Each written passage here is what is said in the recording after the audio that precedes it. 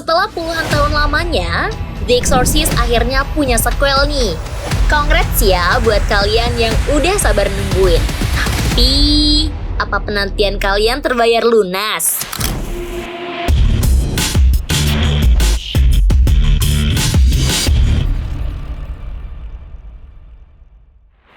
Siapa sih yang nggak tahu film The Exorcist? Mungkin generasi sekarang belum banyak yang tahu nih. Tapi, The Exorcist tuh udah jadi salah satu film horor klasik 70-an yang ikonik dan tersukses sepanjang masa. Nah, setelah puluhan tahun dirilis, film ini pun akhirnya punya sequel yang ngelanjutin cerita tokoh originalnya. Sebelumnya, emang udah ada sih beberapa film dengan judul yang sama, tapi ceritanya nggak terlalu terkonek dengan cerita originnya. So, di film sequel ini ternyata ada beberapa upgrade dari film originnya nih. Eits, seriusan jadi lebih bagus. Yuk simak pembahasannya dalam Futurist Review kali ini. Let's go!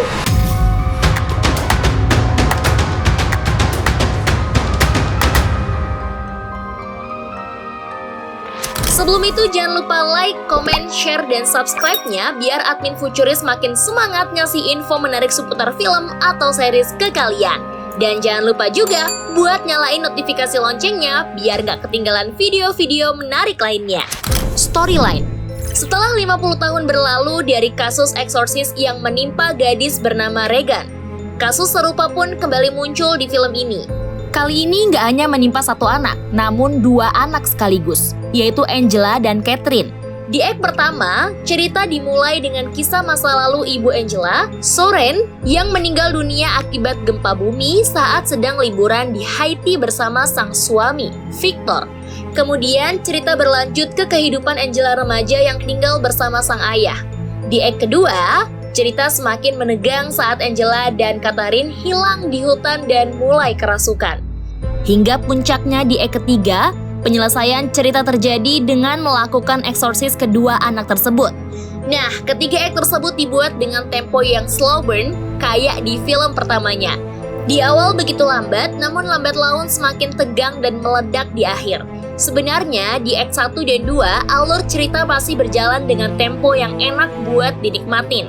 Namun saat masuk ke act 3, tempo alurnya jadi terkesan terburu-buru karena mereka mulai ngemasukin berbagai unsur cerita dan tokoh tambahan. Sehingga ceritanya mulai kehilangan fokus nih, arahannya mau dibawa kemana. Yah, mirip kayak cewek labil lah ya, nggak nentu dan banyak maunya. Karakter development.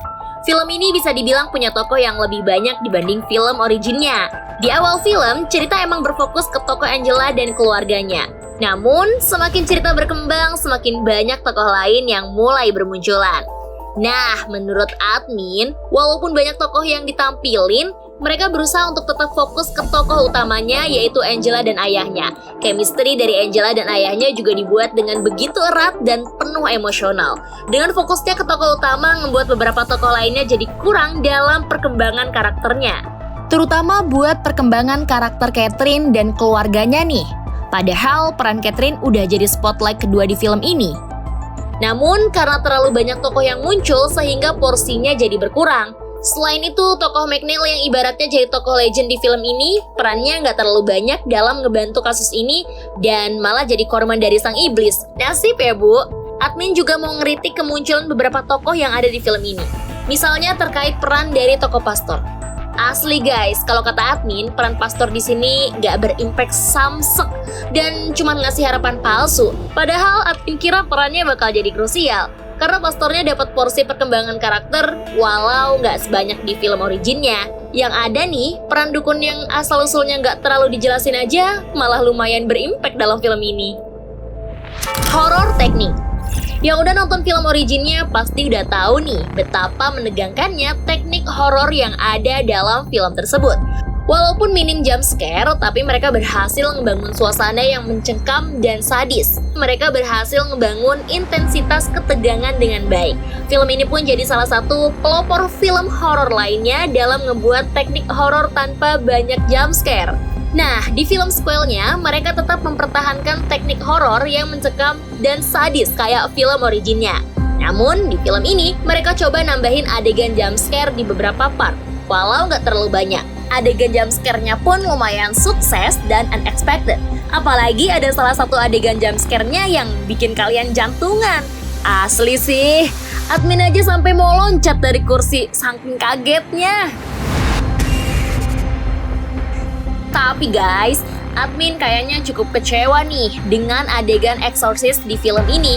Entah kenapa dengan eksorsisnya malah sama aja, atau bahkan menurun ketegangannya dibanding film originnya. Ya gimana ya, walaupun masih ada unsur sadisnya, tapi kebrutalan dari adegan ini masih terasa kurang nih. Padahal admin tuh udah naruh ekspektasi lebih karena yang dirasukin sampai 2 anak loh.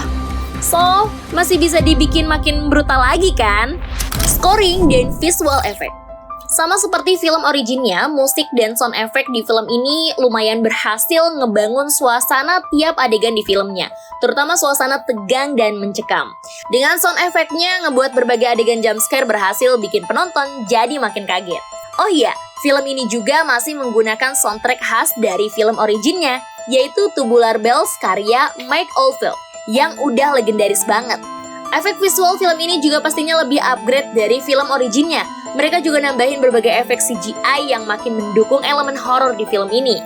Ya, namanya juga film zaman modern lah ya. Beda sama film originnya yang jadul. Kalau efek visualnya jadi jelek, yang ada bakal malu sih sama film originnya yang udah bagus pada masanya. Nah, itu dia review admin Futuris soal film The Exorcist Believer. Walaupun masih banyak kekurangan sana-sini, tapi film ini masih worth it lah ya buat ditonton. Apalagi buat kalian yang suka sama film horror thriller. Intinya film ini emang ada upgrade, tapi upgrade-nya nggak banyak dan nggak bisa ngelampauin kesuksesan dari film originnya. So, kalau menurut kalian gimana nih soal film ini? Apakah film ini lebih bagus dari film originnya atau malah flop? Tulis pendapat kalian di kolom komentar ya. Oh iya, kalau kalian ada request topik apa yang mau dibahas sama admin Futuris, tulis aja di kolom komentar, oke? Thanks and see you on the next video, Futuris!